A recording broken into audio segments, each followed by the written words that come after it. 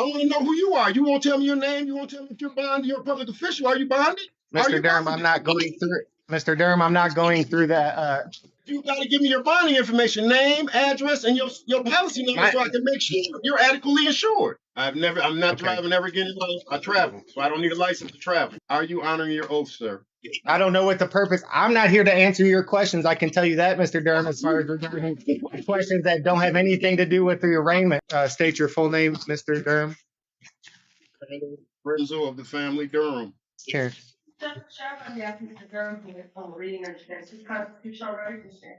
For waive formal reading under plea of not guilty.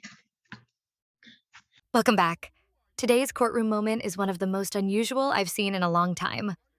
A man was in court for driving without a license, but instead of simply addressing the charge, he tried the usual sovereign citizen line, claiming he wasn't driving, he was traveling. The problem? He wasn't on some journey of self-discovery. He was in a car with expired tags, going 15 miles over the speed limit. It's amazing that people still think this reasoning works in a courtroom. Judges hear it all the time, yet these individuals act like they've uncovered a secret legal loophole. Do you think they truly believe this, or are they just wasting time? Let me know in the comments, and don't forget to like and subscribe for more breakdowns like this. Let's dive into the hearing. Some of these folks honestly believe that if they refuse to say certain phrases, like "I understand," it somehow prevents the court from having authority. They treat legal terms like magic words from a rule book, as if saying, "I don't consent." Mr. Durham, the court scheduling a pretrial date on this matter via Zoom. You must attend February the 27th, 8:30 a.m., 36th District Court in front of Judge Bryant. Understood? I hear you. And this is a very serious non-assaultive allegation, Mr. Durham, and the court has concerns that you missed a court date on this matter, as well as two other matters that we're about to handle. And your capious history, Mr. Durham, tells the court you do not listen to the court as ordered to appear, and that's concerning where if the court were to release you on another personal bond, sir, you treat it as you have in the past and disregard court's orders and simply not appear. And that's unacceptable, Mr. Durham. You must appear as ordered. So the court, based on your capious history, take into consideration the information presented by counsel, including that limit to employment status as relates to the ability to post bond, the nature of the charge, as well as the information alleged in the investigator's report, is setting, based on your capious history, is going to continue the bond set by Judge Bryant of 110%. Is that an affordable bond? It's not. Okay, so on that matter, the court is setting an unaffordable bond redetermination hearing. During this bond, you are not to purchase or possess a firearm or any dangerous weapon, and you are not to drive any motor vehicle unless you have a valid driver's license. Is that understood? I don't drive, Your Honor. I travel. I'm not driving ever again in life. I travel, so I don't need a license to travel. Well, yes, you do, Mr. Durham. There's no traveling behind a motor vehicle. I'm not arguing with you, Mr. Durham. Excuse me? I've already read the Supreme Court case law. I have a right to travel, sir. Okay, well, I have a right to impose bond and conditions of bond, Mr. Durham, and I'm telling you, whether you call it traveling or driving, there's to be none of that behind a motor vehicle. You're not to travel if you're operating a motor vehicle or drive. No driving or operating of a motor vehicle, regardless of what you call it. Understood, Mr. Durham? No driving or traveling if you're the operator. Is that clear? And you're not to leave the state of Michigan. Is that understood? I heard you. And that's no driving, period. That's regardless of your license status. There's to be absolutely no driving. Or traveling. Okay, I said no traveling either. Driving is up. No traveling. Just put that as a no traveling. Consent makes the charges disappear. The truth is, it doesn't work. Judges dismiss these claims every time, yet people keep showing up thinking they'll be the exception. What's your take on this? Let's continue. Another common pattern is the victim act. It's never their fault. The law is always out to get them. In this case, the man complained about his bond as if it was impossible, when in reality it wasn't extreme at all. If you don't want to deal with bond, the solution is simple. Don't break the law. Whether they truly believe this or just don't want to take responsibility, it's hard to tell. Let's get back to it. What really stood out was how he ignored his own lawyer's advice. So that means I can't even go to court if I can't travel. I can't leave my house. It's via Zoom. It's via Zoom. It's via Zoom. No traveling. The court dates are via Zoom. No traveling unless court ordered. That's a violation of my rights. And I will appeal this in a higher court. Did you want to address his traveling, counsel? I'm sorry. Did you want to address his argument that he can't, that he can travel? He's going to comply with court orders. And that means no driving and no traveling. Is that correct, counsel? No traveling unless court ordered. Yes, it can't leave the state of Michigan, and he cannot drive or travel, which my understanding is him operating any motor vehicle. Is that understood?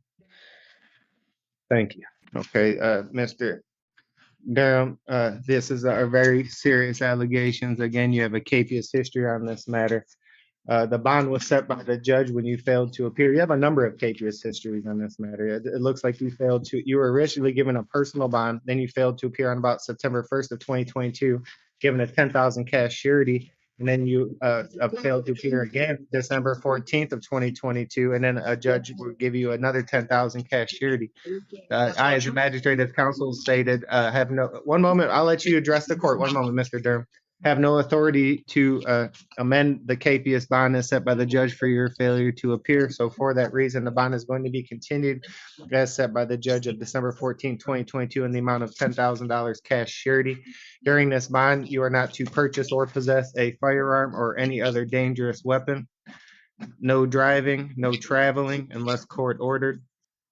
You will be fit with the GPS tether under house arrest if you're able to make bond. And no use of any alcohol or illegal controlled substance. Is there anything further, counsel? I would respectfully ask the court to reconsider the GPS tether, Your Honor. He's missed court in every matter before the court this morning, so no. Thank you. You're welcome. No, I haven't. Anything? I done came to court a couple times on Zoom, on a tether. I done been to court. But not all of the times it does not appear, Mr. Durham. It looks like you've missed court more than once on that matter that we just handled. Anything else on that matter, counsel? On account of the county jail. I missed court on account of the county jail. They wouldn't take me to court. I missed court because of the county jail would not take me to court. That's not my fault. And Mr. Durham, the court has the same concerns, sir, that you've had a capious on this matter as well as the matters before the court previously, and that demonstrates to the court that you failed to appear as ordered, and that's concerning regarding your intention to appear and handle this matter. It looks like you're on a personal bond by the Honorable Magistrate Ramsey Heath, where you failed to appear on or about December 14th, 2022, and a bond was issued at 10,000 cash surety. Instead of listening, he turned to the judge and asked a question so out of place it almost felt like a performance. Court isn't a stage for wild theories. It's about the law. And no matter how many so-called tips you've seen online, they don't change the outcome. Judges aren't there to argue.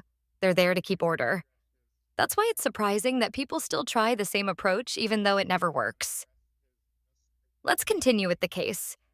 By the end, the man's behavior was closer to sulking than defending himself. Instead of taking things seriously, I, as a magistrate, have no authority to change that bond as set by the judge. So the bond is going to be continued, taking into consideration any employment status presented by counsel as it relates to ability to post bond, as well as your capious history. During this bond, no use of alcohol, no illegal controlled substance. You're not to purchase or possess a firearm or any other dangerous weapon. If you're able to make bond, you will be under house arrest, fit with a GPS tether prior to release. There's to be no driving and no traveling unless court ordered. Okay, any questions or statements, Mr. Durham? You are being recorded. Anything you say can and will be used against you. And on that matter as well, you're getting an unaffordable bond redetermination hearing on January the 19th, 2023. Judge Sabri at the 36th District Court via Zoom. Do you have any questions or statements, Mr. Durham? Yes, I do. This question is to you, the magistrate. Are you honoring your oath? Before you say anything, This is your turn. everything you say right now kind of will be live or on YouTube. Please do not say anything right here. I would like to actually, because I try to protect you, okay? That was your attorney speaking and giving you advice. Are you honoring your oath, sir? I don't know what type of question that is, Mr. Durham. Do you have your counsel has indicated you have a right to remain? He acted like someone upset over losing a game, not a grown adult in a courtroom. Of course, no one wants to be there, but if you break the rules, there are consequences. What impressed me was how the judge handled it. He stayed calm, didn't get caught up in the distractions, and kept the focus on the law. He kept the hearing under control without letting it turn into chaos. Honestly, it was one of the better examples of a judge staying steady under pressure. That's it for this case. What did you think about how the judge handled the situation? Too harsh or just right? Let me know in the comments, and be sure to like and subscribe if you enjoy these courtroom breakdowns. Thanks for watching, and I'll see you in the next one. Now you don't know what it means. You took an oath to uphold the Constitution, didn't you? Are you honoring I don't your know oath? what the purpose. I don't know what the purpose. I'm not here to answer your questions. I can tell you that, Mr. Durham, as far as regarding questions that don't have anything to do with the arraignment. I'm not here to just answer random general questions that have nothing to do with your arraignment, Mr. Durham. So if you have any questions regarding your arraignment or your court date, you can please let me know. I want to know who you are. You won't tell me your name. You won't tell me if you're bonded. You're a public official. Are you bonded? Are you Mr. Durham, I'm bonded? not going through. Mr. Durham, I'm not going through that. The So you're nature not of my bonded. employment. You got to give me your bonding information, name, address, and your policy number so I can make sure you're adequately insured. Just in case you want to violate my rights, I got to make sure you're adequately insured. Are you a public official and are you insured?